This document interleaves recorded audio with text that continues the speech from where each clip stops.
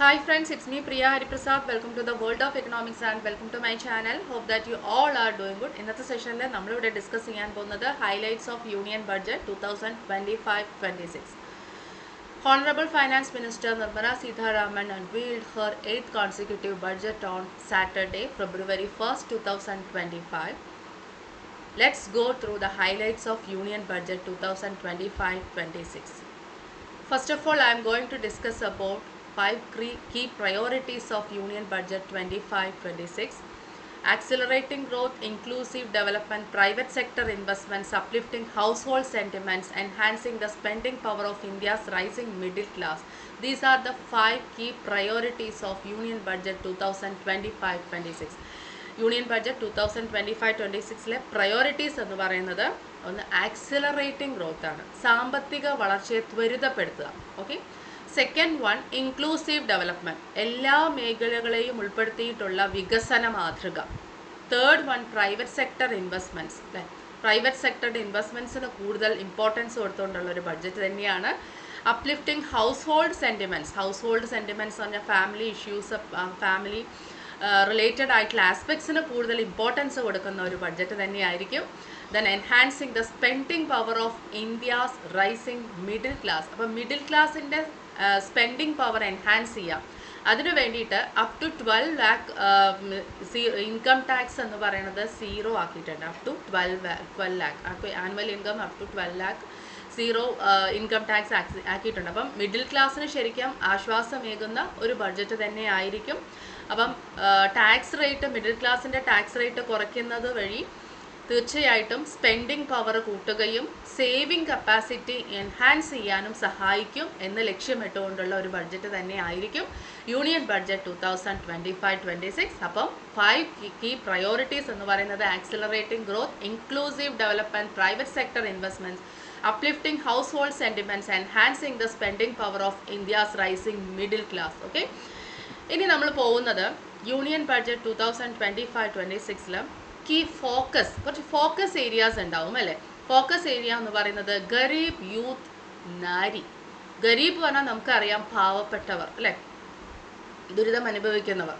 Then അതേപോലെ തന്നെ youth, യങ്സ്റ്റേഴ്സിൻ്റെ കാര്യങ്ങൾക്ക് കൂടുതൽ പിന്തുണ നൽകുന്ന ഒരു ബഡ്ജറ്റ് ആയിരിക്കും. അതേപോലെ തന്നെ നാരി എന്ന് പറഞ്ഞാൽ വിമൺ, സ്ത്രീകൾക്ക് അല്ലെ, സ്ത്രീകളുമായി റിലേറ്റ് ചെയ്തിട്ടുള്ള എല്ലാ പ്രോബ്ലംസിനും അല്ലെങ്കിൽ സ്ത്രീ ശാക്തീകരണം അല്ലെങ്കിൽ അവരുടെ ഡെവലപ്മെൻറ്റ് അങ്ങനെയുള്ള കാര്യങ്ങൾക്കെല്ലാം ഊന്നൽ നൽകിക്കൊണ്ടുപോകുന്ന ഒരു ബഡ്ജറ്റ് തന്നെയായിരിക്കും 2025-26 അപ്പോൾ ഗരീബ്, യൂത്ത്, നാരി അതാണ് കീ ഫോക്കസ് എന്ന് പറയുന്നത്. അപ്പോൾ നമുക്ക് എല്ലാ ബഡ്ജറ്റിനും ഉണ്ടാവും അങ്ങനെ ഒരു ഫോക്കസ് ഏരിയ എന്ന് പറയുന്നത് അല്ലേ. അതിൽ നമ്മൾ പറയുന്ന പ്രധാനപ്പെട്ട കാര്യം, അപ്പോൾ ഗരീബ്, ഈ പാവപ്പെട്ടവരുടെ ഉന്നമനം എന്നൊക്കെ പറയുന്ന സമയത്ത് അതിനകത്ത് ഡെഫിനറ്റ്ലി അഗ്രികൾച്ചർ, കർഷകർ അങ്ങനെയുള്ള കുറച്ച് കാര്യങ്ങൾ വരുന്നുണ്ട് അല്ലേ. അപ്പം under employment in agriculture will be addressed. അതായത് അഗ്രികൾച്ചർ സെക്ടറിൽ ഉണ്ടാകുന്ന അണ്ടർ എംപ്ലോയ്മെൻറ്റ് ഉണ്ടാവുമല്ലോ, അതായത് അവർ എൻഗേജ്ഡ് ആണ് പക്ഷെ അവർക്ക് പ്രോപ്പർ ആയിട്ടുള്ള ഒരു ഇൻകം ജനറേഷനോ ഫുള്ളി അവർ എൻഗേജ് ചെയ്യുമ്പോൾ ഉണ്ടാവുന്ന ഒരു പ്രൊഡക്റ്റീവ് ആയിട്ടുള്ള അല്ലെങ്കിൽ എക്കണോമിക് ആയിട്ടുള്ള ഒരു അഡ്വാൻറ്റേജ് അവർക്ക് ഉണ്ടാവുന്നില്ല, ശരിയല്ലേ. അപ്പം അതിനെ അഡ്രസ്സ് ചെയ്യുക എന്നുള്ളത് ബഡ്ജറ്റിൻ്റെ ഒരു ഫോക്കസ് ഏരിയ ആയിട്ട് വരും. അതേപോലെ തന്നെ 1.7 crore ഫാമേഴ്സ് വിൽ ബെനിഫിറ്റ്. ഇതിലൂടെ അതായത് ഈ അഗ്രികൾച്ചറൽ സെക്ടറിലുള്ള അണ്ടർ എംപ്ലോയ്മെൻറ്റിനെ അഡ്രസ്സ് ചെയ്യുന്നതിലൂടെ ഡെഫിനറ്റ്ലി ഏകദേശം 1.7 crore ഫാമേഴ്സിന് എന്തുണ്ടാവും, ബെനിഫിറ്റ് ഉണ്ടാവും. ഓക്കെ. അതേപോലെ തന്നെ national mission on high yielding seeds will be launched. High yielding varieties of seeds, അതിനുവേണ്ടി ഒരു മിഷൻ തന്നെ ലോഞ്ച് ചെയ്യും. അപ്പോൾ ഡെഫിനറ്റ്ലി നമ്മുടെ പ്രൊഡക്ടിവിറ്റി ഇൻക്രീസ് ചെയ്യും അല്ലേ. അപ്പോൾ പ്രൊഡക്ടിവിറ്റി ഇൻക്രീസ് ചെയ്യുന്നതിലൂടെ ഫാമേഴ്സിൻ്റെ ഇൻകം ജനറേഷൻ, നമ്മുടെ ഫുഡ് പ്രൊഡക്ഷൻ അല്ലെങ്കിൽ ഫുഡ് സെക്യൂരിറ്റി ഇതെല്ലാമാണ് ഉറപ്പുവരുത്തുന്നത്. അപ്പം ഇതെല്ലാമാണ് ഫോക്കസ് ഏരിയയിൽ നമ്മൾ മെയിൻലി ഡിസ്കസ് ചെയ്യേണ്ടത്. ഇനി കുറച്ച് എയിംസ് ഉണ്ടാവുമല്ലോ അല്ലേ യൂണിയൻ ബഡ്ജറ്റിനെ. അപ്പം 2025-26 യൂണിയൻ ബഡ്ജറ്റിൻ്റെ എയിംസ് എന്തൊക്കെയാണെന്ന് നമുക്ക് നോക്കാം. സീറോ പോവേർട്ടി, തീർച്ചയായിട്ടും ഈച്ച് ആൻഡ് എവ്രി ബഡ്ജറ്റിന് ഒരു സ്പേസ് നമ്മൾ കാണും അല്ലേ. പോവേർട്ടി ഇറാഡിക്കേഷൻ അല്ലെങ്കിൽ അലീവിയേറ്റ് ചെയ്ത് കളയുക, പോവേർട്ടി കംപ്ലീറ്റ്ലി ഇറാഡിക്കേറ്റ് ചെയ്യുക എന്നുള്ള രീതിയിൽ. അപ്പം സീറോ പോവേർട്ടി എന്ന് പറയുന്നത് ഫസ്റ്റ് എയിമായിട്ട് വരുന്നു. അതേപോലെ തന്നെ 100% ഗുഡ് ക്വാളിറ്റി സ്കൂൾ എഡ്യൂക്കേഷൻ അല്ലേ. എഡ്യൂക്കേറ്റഡ് ആയിട്ടുള്ള ചിൽഡ്രൻ ആണ് ശരിക്കും പറഞ്ഞാൽ അവരുടെ കൈകളിലാണ് ഇന്ത്യയുടെ ഭാവി എന്ന ഒരു എന്ന ഒരു മുൻകരുതൽ അല്ലേ നമുക്ക് എല്ലാവർക്കും ഉണ്ട്. അതുകൊണ്ട് തന്നെ 100% ഗുഡ് ക്വാളിറ്റി സ്കൂൾ എഡ്യൂക്കേഷൻ എയിംസിൽ വരുന്നു. അതേപോലെ തന്നെ high quality affordable and comprehensive health care, high ക്വാളിറ്റിയും അതേപോലെ തന്നെ അഫോർഡബിൾ ആയിട്ടുള്ള കോംപ്രിഹെൻസീവ് ആയിട്ടുള്ള ഹെൽത്ത് കെയർ ഫെസിലിറ്റീസും കൂടെ എല്ലാവർക്കും. Okay, then 100% skilled labour with meaning employment, അതായത് skilled labour with meaning employment, അതായത് ഓരോരുത്തരും ഓരോ ജോലി ചെയ്യുന്നു, അവരവരുടെ ഒരു കഴിവും അല്ലേ അവരുടെ ഒരു കപ്പാസിറ്റിയും എല്ലാം അവരുടെ എഡ്യൂക്കേഷനും അവരുടെ ട്രെയിനിങ്ങും എല്ലാം യൂസ് ചെയ്ത് പ്രൊഡക്റ്റീവായിട്ടുള്ള അല്ലെങ്കിൽ അവർക്ക് നല്ല രീതിയിൽ എംപ്ലോയ്മെൻറ്റ്, അതായത് അവർ എൻഗേജ് ചെയ്തിരിക്കുന്ന ആ ജോലിയിൽ നിന്നും ഇൻകം ഏൺ ചെയ്യാനും അതുകൂടാതെ അവരുടെ കഴിവും എല്ലാം പ്രകടിപ്പിക്കാൻ കഴിയുന്ന രീതിയിലുള്ള സ്കിൽഡ് ലേബർ മീനിങ് എംപ്ലോയ്മെൻറ്റ്, ആ ഒരു അതും കൂടെ എന്തിൻ്റെ ഒരു ലക്ഷ്യമാണ് 2025-26 ബഡ്ജറ്റിൻ്റെ ലക്ഷ്യമാണ്. 70% women in economic activities, economic ആക്ടിവിറ്റീസിൽ ആരുടെ പാർട്ടിസിപ്പേഷൻ ഉറപ്പുവരുത്തുക? 70% സ്ത്രീകളുടെ പാർട്ടിസിപ്പേഷൻ. കാരണം നോർമലി നമുക്കറിയാം എക്കണോമിക് ആക്ടിവിറ്റീസിൽ സ്ത്രീകളുടെ പാർട്ടിസിപ്പേഷൻ വളരെ കുറവാണ്, റെസ്ട്രിക്റ്റഡ് ആണ്. അപ്പം അത് 70% ആക്കി ഉയർത്തുക. Farmers making our country the food basket of the world, അപ്പോൾ ഫാമേഴ്സിന് കൂടുതൽ ഇമ്പോർട്ടൻസ് കൊടുക്കണം എന്നാണ് അല്ലേ. അപ്പോൾ നമുക്കറിയാം food basket of the world, ലോകത്തിലുള്ള ഫുഡ് ബാസ്ക്കറ്റ് ഈ ഭക്ഷണം എന്ന് പറയുന്നത് ഫുള്ളും എത്തിക്കുന്ന ഈ ഫാമേഴ്സാണ്. അപ്പോൾ അതുകൊണ്ട് തന്നെ അവർക്ക് ഒരു കൈത്താങ്ങ് എന്ന രീതിയിലും എന്താ പറയുക നമ്മുടെ ഈ ലക്ഷ്യത്തെ കാണാവുന്നതാണ്. ഓക്കെ, അപ്പോൾ zero poverty, 100% good quality school education, access to high quality affordable and comprehensive health care, then 100% skilled labor with meaningful employment, 70% women in economic activities, and finally farmers making our country the food basket of the world. These are the aims of union budget 2025-26. ഇതെല്ലാമാണ് ലക്ഷ്യങ്ങളിൽ വരുന്നത്. Okay, ഇനി നമുക്ക് budget എസ്റ്റിമേറ്റിലേക്ക് പോവാം. എല്ലാ വർഷവും നമുക്കൊരു estimate ഉണ്ടാവും, അതായത് revenue, expenditure, physical deficit, capex, അതായത് ക്യാപിറ്റൽ എക്സ്പെൻഡിച്ചർ അല്ലേ, ക്യാപെക്സ് എന്ന് പറഞ്ഞാൽ. ഓക്കെ, അത്തരം കാര്യങ്ങളും കൂടെ നമുക്ക് അതിൻ്റെ ഡാറ്റ സ്ട്രക്ചറും കൂടെ നമുക്കൊന്ന് നോക്കാം. അപ്പോൾ ബഡ്ജറ്റ് എസ്റ്റിമേറ്റ്സ് 2025-26 മെയിൻലി പറയുന്നത് total receipts other than borrowings ആണ് കേട്ടോ. ബോറോയിങ്സ് കൂടാതെയുള്ള ടോട്ടൽ റെസീപ്റ്റ്സ് ആണ് പറയുന്നത്. അതിൽ ടോട്ടൽ എക്സ്പെൻഡിച്ചർ എന്ന് പറയുന്നത് എസ്റ്റിമേറ്റഡ് അറ്റ് 34.96 lakh crore ആണ് ടോട്ടൽ എക്സ്പെൻഡിച്ചർ. ഓക്കെ, അതേപോലെ തന്നെ എക്സ്പെൻഡിച്ചർ എത്ര 34.96 lakh crore അതേപോലെ തന്നെ 50.65 lakh crore പറഞ്ഞിരിക്കുന്നത്. ബോറോയിങ്സും ടോട്ടൽ എക്സ്പെൻഡിച്ചറും. Okay, then net tax receipts എന്ന് പറയുന്നത് എസ്റ്റിമേറ്റഡ് അറ്റ് 28.37 lakh crore ആണ് ടാക്സ് റെസീപ്റ്റ്സ് കേട്ടോ, ടാക്സിൽ നിന്നുള്ള വരുമാനം. ഓക്കെ, അപ്പം 28.37 lakh crore ആണ്. ഫിസിക്കൽ ഡെഫിസിറ്റ് എന്ന് പറയുന്നത് that is estimated to be 4.4% of GDP. GDPയുടെ 4.4% ആണ് ഫിസിക്കൽ ഡെഫിസിറ്റ് എസ്റ്റിമേറ്റ് ചെയ്തിരിക്കുന്നത് കേട്ടോ. അപ്പോൾ ഫിസിക്കൽ ഡെഫിസിറ്റ് എന്ന് പറയുന്നത് ധനകമ്മിയിലെ 4.4% ഓഫ് GDPയുടെ 4.4%. അതേപോലെ തന്നെ the gross market borrowings R estimated at rupees 14.82 lakh crore. Gross market borrowings എന്ന് പറയുന്നത് എസ്റ്റിമേറ്റ് ചെയ്തിരിക്കുന്നത് rupees 14.82 lakh crore ആണ് market borrowings. Capex capital expenditure എന്ന് പറയുന്നത് 11.21 lakh crore 11.21 lakh crore ആണ്. That is actually 3.1% of GDP 3.1% of GDP ആണ്. Okay, അപ്പം ഇത്രയുമാണ് ബഡ്ജറ്റ് എസ്റ്റിമേറ്റിൽ നമ്മൾ മനസ്സിലാക്കേണ്ട കാര്യങ്ങൾ. അത് കഴിയുന്ന സമയത്ത് നമുക്ക് ടാക്സ് സ്ലാബ്സ് നോക്കാം. അപ്പം മിഡിൽ ക്ലാസിൻ്റെ സേവിങ്സ് കൂട്ടാനും അവരുടെ കൺസംഷൻ എൻഹാൻസ് ചെയ്യാനും എല്ലാം അപ് ടു 12 lakh നമ്മൾ പറഞ്ഞിട്ടുണ്ടായിരുന്നു ഇൻകം ടാക്സ് ഇല്ലെന്ന്. പക്ഷേ നമ്മുടെ ടാക്സ് സ്ലാബ് എന്ന് പറയുന്നത് ഇങ്ങനെയാണ് റിവൈസ് ചെയ്തിരിക്കുന്നത്. അപ്പോൾ ഡെഫിനറ്റ്ലി ഈ ഓരോ പെർസെൻറ്റേജും നമ്മൾ ഓർത്ത് വെച്ചിരിക്കേണ്ടതാണ്. 0 to 4 lakh ആനുവൽ ഇൻകം ഉള്ള ഒരു ടാക്സിന് ഇല്ലെന്നാണ്. ഓക്കെ, ടാക്സ് ഇല്ല.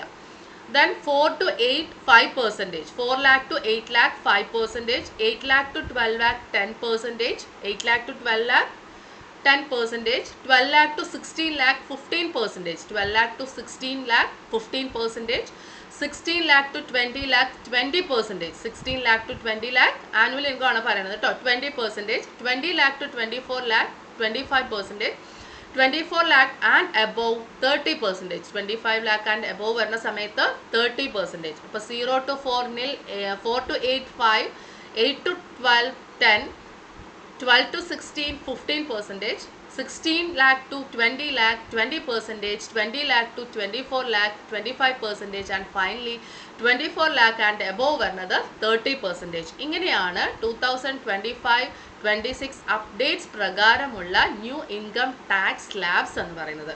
അപ്പോൾ ഇതെല്ലാം ഓർമ്മ വയ്ക്കണം. Okay, that's very important. ഇനി കുറേയും കൂടെ നമ്മൾ focus area, main focus area, aims, priorities എല്ലാം നോക്കിയെങ്കിലും ബാക്കിയുള്ള കുറേ പോയിന്റ്സും കൂടെ നമുക്ക് നോക്കാനുണ്ട്. അതിൽ ഇൻഫ്രാസ്ട്രക്ചർ ഡെവലപ്മെൻറ്റിന് ഫോക്കസ് കൊടുത്തിട്ടുണ്ട്. 2025 യൂണിയൻ ബഡ്ജറ്റിലെ ഇൻഫ്രാസ്ട്രക്ചറിന് കൂടുതൽ ലോങ് ടേം ഗ്രോത്ത് ലക്ഷ്യമിടുന്നുണ്ട്. അതേപോലെ തന്നെ digital economy and innovation, definitely നമുക്കറിയാമല്ലേ, ഡിജിറ്റൽ ഇക്കോണമി അതിലേക്ക് തന്നെയാണ് നമ്മൾ പോയിക്കൊണ്ടിരിക്കുന്നത്. കംപ്ലീറ്റ് ആയിട്ടുള്ള ഒരു ഡിജിറ്റലൈസേഷൻ എറായിലേക്കാണ് നമ്മൾ പോയിക്കൊണ്ടിരിക്കുന്നത് അല്ലേ. ഓക്കെ, അപ്പോൾ ഡിജിറ്റൽ എക്കോണമി ആൻഡ് ഇന്നോവേഷൻ നമുക്ക് എടുത്തു പറയേണ്ടതാണ്. അതും ബഡ്ജറ്റിൽ പ്രധാനമായിട്ടും എടുത്തു പറയപ്പെട്ട കാര്യം തന്നെയാണ്. The digital revolution continues to be a what is cornerstone of India's growth അല്ലെ. ഇന്ത്യയുടെ ഗ്രോത്തിൻ്റെ ഒരു നാഴികക്കല്ല് എന്ന് പറയുന്നത് എന്ത് തന്നെയാണ്? ഡിജിറ്റൽ റെവല്യൂഷൻ ആണ്. Then budget 2025 what is recognizes the transformative power of technology and innovation അല്ലേ. ടെക്നോളജിയുടെയും ഇന്നോവേഷൻ്റെയും ഒരു ട്രാൻസ്ഫോർമേറ്റീവ് പവറാണ് എടുത്ത് കാണിക്കുന്നത്. ഇന്ത്യ എങ്ങനെയാണ് ട്രാൻസ്ഫോം ചെയ്തുകൊണ്ടിരിക്കുന്നത് അല്ലേ, ആ ഒരു ഡിജിറ്റൽ റെവല്യൂഷനിലൂടെ. അപ്പോൾ അതിനും കൂടെ ഇമ്പോർട്ടൻസ് കൊടുക്കുന്നുണ്ട്. അപ്പോൾ ഫർദർ ഡിജിറ്റൽ ആയിട്ടുള്ള ഇംപ്രൂവ്മെൻറ്റ്സിന് കൂടുതൽ ഇമ്പോർട്ടൻസ് കൊടുക്കുന്നുണ്ട് എന്നർത്ഥം. അതേപോലെ തന്നെ taxation reforms for a simplified system നമ്മൾ പറഞ്ഞല്ലോ. ടാക്സ് ലാബ്സ്, പുതിയ ടാക്സ് ലാബ്സ് നമ്മൾ പറയുകയും ചെയ്തു അല്ലേ. അപ്പം അത് മിഡിൽ ക്ലാസ്സിന് കുറച്ചും കൂടെ ഹെൽപ്ഫുൾ ആയിട്ടുള്ള രീതിയിലുള്ള ടാക്സ് ലാബ് തന്നെയാണ്.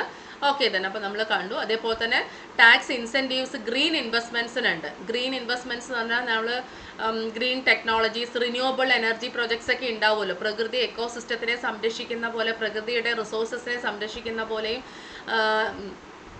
ഇക്കോ ഫ്രണ്ട്ലി ആയിട്ടുള്ള ഇന്നോവേഷൻസിനും കാര്യങ്ങൾക്കൊക്കെ, ഇൻവെസ്റ്റ്മെൻറ്റ്സിനും ഒക്കെ ഡെഫിനറ്റ്ലി ടാക്സ് ഇൻസെൻറ്റീവ്സ് നമുക്ക് ഉണ്ട്. ആ ഒരു കാര്യം ഓർമ്മ വയ്ക്കുക ഈ ബഡ്ജറ്റിൽ.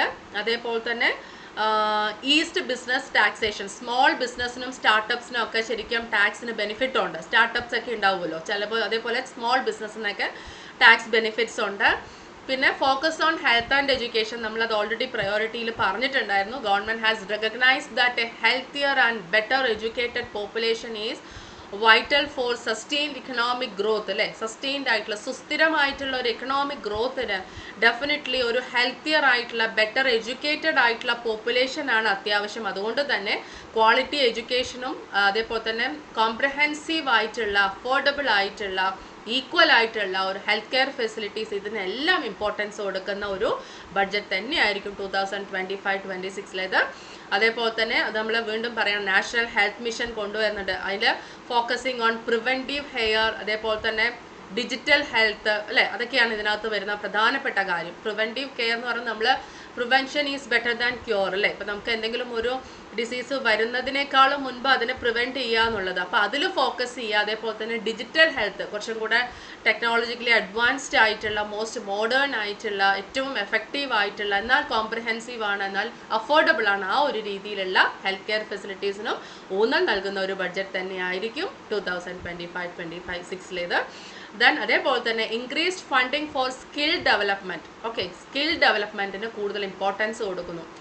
കാരണം എന്താ വെച്ചാൽ സ്കിൽഡ് വർക്കേഴ്സിനാണ് ശരിക്കും പറഞ്ഞു കഴിഞ്ഞാൽ ഇന്നത്തെ ഒരു പുതിയ ഒരു മോഡേൺ എറയിൽ നമ്മൾ എന്ത് ജോലിയാണോ ചെയ്യുന്നത് ട്രെയിൻഡ് ആയിരിക്കണം. അതിലാണ് ഒരു പെർഫെക്ഷനും കാര്യങ്ങളുള്ളത്. അപ്പം എന്നിരുന്നാൽ മാത്രമേ നമുക്കതൊരു എക്കണോമിക് ആക്ടിവിറ്റി ആണെന്നും അത് പ്രൊഡക്റ്റീവ് ആണെന്നും അത് ഇൻകം ജനറേറ്റ് ചെയ്യുന്നതാണെന്നും നമുക്ക് പറയാൻ കഴിയുള്ളൂ. അപ്പോൾ അതിന് വേണ്ടിയിട്ടുള്ള സ്കിൽ ഡെവലപ്മെൻറ്റിനും കാര്യങ്ങൾക്കും കൂടുതൽ ഊന്നൽ നൽകുന്ന ഒരു ബഡ്ജറ്റ് തന്നെയായിരിക്കും. പിന്നെ ഫാമേഴ്സ് ആൻഡ് അഗ്രികൾച്ചറിനെ സപ്പോർട്ട് ചെയ്യുന്ന ഒരു ബഡ്ജറ്റ് തന്നെയാണ്. കാരണം നമുക്കറിയാം ഇന്ത്യൻ എക്കോണമിയുടെ ബാക്ക് ബോൺ എന്ന് പറയുന്നത് തന്നെ അഗ്രികൾച്ചറാണ്. അതേപോലെ തന്നെ നമ്മുടെ ഫുഡ് ബൗൾ അല്ലേ, നമ്മുടെ നമ്മുടെ ഹങ്കർ അതിനെ സപ്രസ് ചെയ്യാൻ കഴിയുന്നത് ഈ ഫാമേഴ്സിലൂടെയാണ്. അതുപോലെ തന്നെ അഗ്രികൾച്ചർ സെക്ടറിന് കൂടുതൽ ഇമ്പോർട്ടൻസ് കൊടുക്കുന്നു. അപ്പോൾ നമ്മൾ നേരത്തെ പറഞ്ഞ പോലെ high yielding varieties of seeds, അതേപോലെ തന്നെ എത്രയോ ഫാമേഴ്സിന് വളരെ യൂസ്ഫുൾ ആയിട്ടുള്ള ഒരുപാട് എന്താ പറയുക സ്കീംസും കാര്യങ്ങളും അഗെയിൻ ഇംപ്ലിമെൻറ്റ് ചെയ്യുന്ന ഒരു ബഡ്ജറ്റ് തന്നെയായിരിക്കും. ഫാമേഴ്സിന് ഡയറക്റ്റ് ഇൻകം സപ്പോർട്ട് തന്നെ കൊടുക്കുന്നുണ്ട്. PM കിസാൻ യോജന വഴി ഫാമേഴ്സിൻ്റെ അഗ്രികൾച്ചറൽ ഇൻകം ബൂസ്റ്റ് ചെയ്യാനും അവരുടെ ഒരു ഫൈനാൻഷ്യൽ സെക്യൂരിറ്റി ഉറപ്പുവരുത്താനും വേണ്ടി direct income support to farmers കൊടുക്കുന്നുണ്ട്. അത് ഏത് പദ്ധതിയിലൂടെയാണ്? PM കിസാൻ യോജനയിലൂടെയാണ്. അതേപോലെ തന്നെ സസ്റ്റൈനബിൾ അഗ്രികൾച്ചർ ഇനീഷ്യേറ്റീവ്സും കൂടെ ഉണ്ട്, സുസ്ഥിരമായിട്ടുള്ള അല്ലേ. അപ്പം water saving technologies, organic farming, അങ്ങനെയുള്ള എക്കോ ഫ്രണ്ട്ലി പ്രാക്ടീസസ്, അങ്ങനെയുള്ള വളരെ സസ്റ്റൈനബിൾ ആയിട്ടുള്ള ഫാമിംഗ് പ്രാക്ടീസസ്. നമുക്ക് എന്തെങ്കിലും ഒരു ഫാമിംഗ് പ്രാക്ടീസ് ജസ്റ്റ് ഈ ഒരു 1 ഇയറിലേക്ക് 2 ഇയറിലേക്ക് നമുക്ക് നോക്കിയാൽ പറ്റും. ഫ്യൂച്ചർ ജനറേഷനിലും കൂടെ നമുക്ക് സ്റ്റേബിൾ ആയിട്ട് നിൽക്കുന്ന രീതിയിലുള്ള പ്രാക്ടീസസ് ആയിരിക്കണം. അപ്പോൾ അതിനും ഫാമേഴ്സിനെ സഹായിക്കുകയും ടാക്സ് ഇൻസെൻറ്റീവ്സ് ഫാമേഴ്സിന് കൊടുക്കുന്നു അല്ലേ. ടാക്സിൻ്റെ ഇളവുകളും കാര്യങ്ങളും കൊടുക്കുന്നുണ്ട്. അതുപോലെ വാട്ടർ സേവിങ് ടെക്നോളജീസും ഓർഗാനിക് ഫാമിങ്സും ഇക്കോ ഫ്രണ്ട്ലി പ്രാക്ടീസസും ഇതിനെല്ലാം ഉള്ള സപ്പോർട്ട് ഗവൺമെൻറ്റിൻ്റെ കയ്യിൽ നിന്നും പ്രതീക്ഷിക്കാവുന്നതാണ്. ഓക്കെ, ദെൻ അതേപോലെ തന്നെ green growth and climate action. നമുക്കറിയാം നമുക്ക് പ്രകൃതിയെ സംരക്ഷിക്കേണ്ടതിൻ്റെ ആവശ്യകത അല്ലേ. ആഗോളതാപനം അങ്ങനെയുള്ള ഒരുപാട് പ്രശ്നങ്ങളിലൂടെ കടന്നു പോകുന്ന ഒരു എറായാണ് നമ്മുടേത്. അപ്പോൾ അതുകൊണ്ട് തന്നെ തീർച്ചയായിട്ടും ഗ്രീൻ ഗ്രോത്ത് അല്ലെങ്കിൽ ഒരു ഗ്രീനറിയെ സംരക്ഷിക്കുക, അതിനാവശ്യമായിട്ടുള്ള നമ്മുടെ റിസോഴ്സസിനെ സംരക്ഷിക്കുക, ആവശ്യമായിട്ടുള്ള എല്ലാ നടപടികളും കൈക്കൊള്ളുന്ന ഒരു ബഡ്ജറ്റ് തന്നെയായിരിക്കും. Clean energy investment, carbon reduction target, അതൊക്കെയാണ് വരുന്നത്. 2070 ഒക്കെ ആകുമ്പോഴത്തേക്കും carbon reduction, net zero emissions, carbon reduction അല്ലെ, കാർബണിൻ്റെ അളവ് കുറയ്ക്കുക. അതേപോലെ തന്നെ ക്ലീൻ എനർജി ഇൻവെസ്റ്റ്മെൻറ്റ്, അതിനാവശ്യമായിട്ടുള്ള hydrogen, green hydrogen projects, solar, wind projects, ഇതിനെല്ലാം സപ്പോർട്ട് ചെയ്യുക. കറക്റ്റ് അല്ലേ? സോളാർ, വിൻഡ് പ്രോജക്ട്സ് വന്നിട്ടുണ്ടെങ്കിൽ ഡെഫിനറ്റ്ലി നമ്മുടെ ക്ലീൻ ആയിട്ടുള്ള ഒരു എനർജി ഇൻവെസ്റ്റ്മെൻ്റ് ആയിരിക്കും. അത് പ്രകൃതിക്ക് ഒരിക്കലും ഹാംഫുൾ ആയിരിക്കില്ല. ശരിയല്ലേ? അപ്പം അങ്ങനെയുള്ള കാര്യങ്ങൾക്ക് ഊന്നൽ നൽകുന്ന ബഡ്ജറ്റ് തന്നെയാണ്. അതേപോലെ തന്നെ സോഷ്യൽ വെൽഫെയർ സ്കീംസ് നമ്മൾ എടുത്തു പറയണം. 2025 ഒരുപാട് അത് നമ്മൾ നേരത്തെ കണ്ടിന്യൂ ചെയ്തിരുന്ന സോഷ്യൽ വെൽഫെയർ പ്രോഗ്രാംസ് കണ്ടിന്യൂ ചെയ്യും. അത് വീണ്ടും അതൊരു ആക്സിലറേറ്റ് ചെയ്ത് മുന്നോട്ട് കൊണ്ടുപോകുകയും ചെയ്യുന്ന ഒരു ബഡ്ജറ്റ് തന്നെയായിരിക്കും.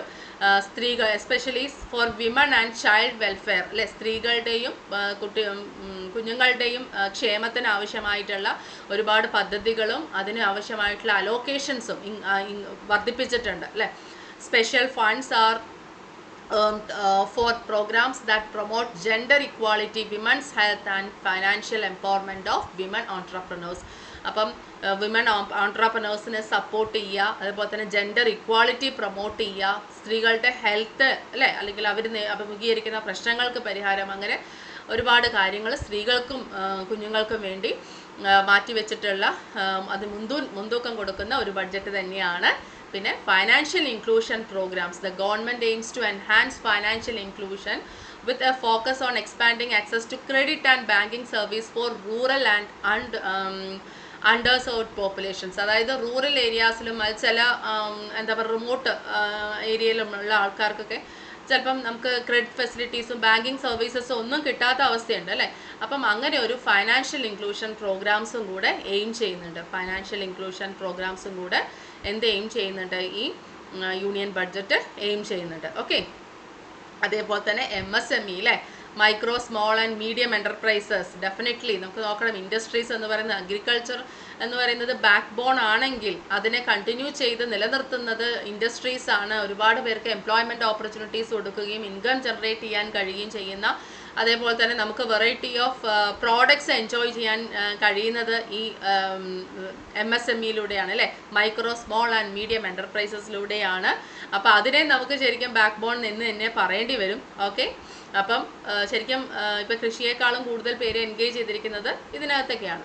സോ അപ്പോൾ ഈസി ആക്സസ് ടു ക്രെഡിറ്റ് ഈ MSMEക്ക് ആവശ്യമായിട്ടുള്ള ക്രെഡിറ്റ് ഈസി ആയിട്ട് ആക്സസ് കിട്ടുക അല്ലേ, ലോൺ കിട്ടുക. അതേപോലെ തന്നെ അത് സോഫ്റ്റ് ലോൺസ്, ഇൻട്രസ്റ്റ് റേറ്റ് ഒക്കെ കുറവായിട്ടുള്ള രീതിയിൽ. ദെൻ അതേപോലെ തന്നെ ക്രെഡിറ്റ് ഗ്യാരണ്ടി സ്കീം എക്സ്റ്റൻഷൻ അല്ലേ, ക്രെഡിറ്റ് ഗ്യാരണ്ടി ഈ മൈക്രോ സ്മോൾ എൻ്റർപ്രൈസസിന് ആവശ്യമായിട്ടുള്ള ക്രെഡിറ്റ് ഗ്യാരണ്ടി സ്കീം ഉണ്ടല്ലോ, അത് എക്സ്റ്റെൻഡ് ചെയ്ത് കൊടുക്കുക. അവർ ഇങ്ങനെയുള്ള ചെറുകിട വ്യവസായങ്ങൾ അതിന് എൻകറേജ് ചെയ്യുക. അവരുടെ ഓൺട്രപ്രണർഷിപ്പിനും പുതിയ ഇന്നോവേഷൻസ് ഒക്കെ കൊണ്ടുവരുന്ന സമയത്ത് അതിനെ എൻകറേജ് ചെയ്യുക പ്രത്യേകം ലക്ഷ്യമിട്ടിട്ടുള്ള ഒരു യൂണിയൻ ബഡ്ജറ്റ് തന്നെയാണ്. അതുപോലെ തന്നെ foreign investment and trade, definitely നമുക്ക് rest of the world relationship that is also very important അല്ലേ. നമ്മുടെ ഇന്ത്യയുടെ ഡെവലപ്മെൻറ്റ് എന്ന് പറയുന്നത് ഇന്ത്യക്കകത്ത് മാത്രം ഒതുങ്ങുന്നതല്ല. റെസ്റ്റ് ഓഫ് ദ വേൾഡ് അല്ലെങ്കിൽ ഇന്ത്യക്ക് പുറത്തുള്ള കൺട്രീസുമായിട്ടുള്ള റിലേഷനും അതിനും കൂടുതൽ നമ്മൾ പ്രാധാന്യം കൊടുക്കേണ്ടതുണ്ട്, ശരിയല്ലേ.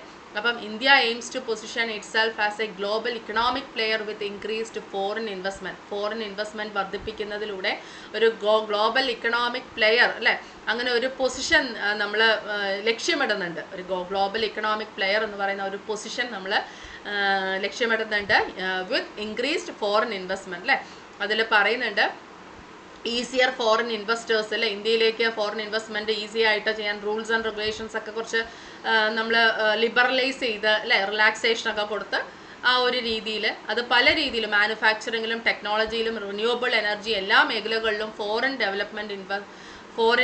ഇൻവെസ്റ്റ്മെൻറ്റ് എന്താ പറയുക അക്സെപ്റ്റ് ചെയ്യാനുള്ള എല്ലാ റിലാക്സേഷൻ പ്രോഗ്രാംസും അല്ലെങ്കിൽ റൂൾസ് ആൻഡ് റെഗുലേഷൻസ് ലിബറലൈസ് ചെയ്തുകൊണ്ടുള്ള ഒരുപാട് കാര്യങ്ങൾ കൊണ്ടുവന്നിട്ടുണ്ട്. ഓക്കെ, അതേപോലെ തന്നെ ഫ്രീ ട്രേഡ് എഗ്രിമെൻറ്റ്സ് അല്ലേ. ഫ്രീ ട്രേഡ് എഗ്രിമെൻറ്റ്സ് നമുക്കറിയാം, ഗ്ലോബൽ പാർട്ട്നേഴ്സ് ഉണ്ട്, മറ്റ് കൺട്രികളുമായിട്ട് നമുക്ക് വ്യാപാര ബന്ധത്തിൽ ഏർപ്പെടുന്ന സമയത്ത് ഫ്രീ ട്രേഡ് റെസ്ട്രിക്ഷൻസ് കുറച്ച് അങ്ങനെയുള്ള കുറേ എഗ്രിമെൻറ്റ്സുമായിട്ട് മുന്നോട്ട് പോവുക. ഓക്കെ, അതും പറയുന്നുണ്ട് ഇതിനകത്ത്. ഓക്കെ, അപ്പം ഇത്രയുമാണ് ബഡ്ജറ്റിലെ മെയിൻ ആയിട്ടുള്ള കാര്യം. അപ്പം ഒരു അറ്റ് എ ഗ്ലാൻസ് നമ്മൾ ബഡ്ജറ്റിനെ പറയുകയാണെങ്കിൽ 2025-26 യൂണിയൻ ബഡ്ജറ്റിനെ കുറിച്ച് പറയുകയാണെങ്കിൽ A budget for growth, stability and inclusivity എന്ന് നമുക്ക് വിതൗട്ട് എനി ഡൗട്ട് പറയാവുന്നതാണ് അല്ലേ. A budget for growth, stability and inclusivity. ഇപ്പോൾ ഗ്രോത്ത് എന്ന് പറയുന്നത് നമുക്കറിയാം വളർച്ച, സ്റ്റെബിലിറ്റി എന്ന് പറഞ്ഞാൽ സുസ്ഥിരമായിട്ടുള്ള ഒരു വളർച്ച അല്ലെ, സ്റ്റേബിൾ ആയിട്ടുള്ള ഒരു പൊസിഷനിലേക്ക് എത്തുക. അതേപോലെ തന്നെ ഇൻക്ലൂസിവിറ്റി, എല്ലാ മേഖലകളെയും എല്ലാ കാര്യങ്ങളെയും ഉൾപ്പെടുത്തിക്കൊണ്ടുള്ള ഒരു വളർച്ച. അപ്പോൾ budget for growth, stability and inclusivity, അതാണ് യൂണിയൻ ബഡ്ജറ്റ് 2025-26 എന്ന് പറയുന്നത്. It's A comprehensive vision four India's future. ഇന്ത്യയുടെ ഭാവിയിലേക്കുള്ള ഒരു കോംപ്രിഹെൻസീവ് ആയിട്ടുള്ള ഒരു വിഷനാണ് ശരിക്കും അല്ലേ. ഭാവിയിലേക്ക് ഉറ്റുനോക്കുന്ന ഒരു വളരെ വിശാലമായിട്ടുള്ള ഒരു കാഴ്ചപ്പാട്, ഒരു വിഷൻ തന്നെയാണ് ഏതെന്ന് പറയുന്നത് ഈ യൂണിയൻ ബഡ്ജറ്റ് 2025-26.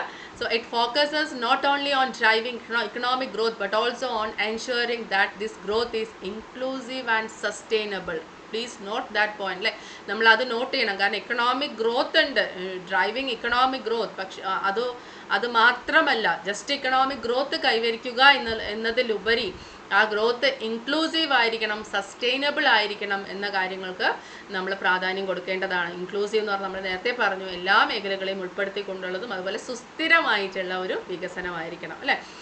അപ്പം അത് ഇൻഫ്രാസ്ട്രക്ചർ ഡെവലപ്മെൻറ്റ് തൊട്ട് green energy, taxation reform, social welfare programmes, അങ്ങനെ ഓരോ സ്റ്റേജ് ബൈ സ്റ്റേജ് വളരെ സ്ട്രോങ് ആയിട്ട് സെറ്റ് ചെയ്തിട്ടുള്ള ഒരു നല്ല സ്ട്രക്ചറുള്ള ഒരു ബഡ്ജറ്റ് തന്നെയാണ് യൂണിയൻ ബഡ്ജറ്റ് 2025-26. അപ്പം ഇന്നത്തെ സെഷനിൽ നമ്മൾ 2025-26 യൂണിയൻ ബഡ്ജറ്റിലെ ഹൈലൈറ്റ്സ് ആണ് ഡിസ്കസ് ചെയ്തത്. വളരെ ഇമ്പോർട്ടൻ്റ് ആയിട്ടുള്ള നമ്മൾ അറിഞ്ഞിരിക്കേണ്ട പ്രധാനപ്പെട്ട കാര്യങ്ങളിലൂടെയാണ് നമ്മൾ കടന്നു പോയിരിക്കുന്നത്. യൂസ്ഫുൾ ആണെങ്കിൽ ലൈക്ക് ചെയ്യുക, കമൻറ്റ് ചെയ്യുക, നിങ്ങളുടെ എല്ലാ ഫ്രണ്ട്സിന് വേണ്ടിയും ഷെയർ ചെയ്യുക. Your support is my strength. വീണ്ടും ഇതേപോലെ വേറൊരു ക്ലാസ്സിൽ കാണാം. Thanks a lot. Take care. By.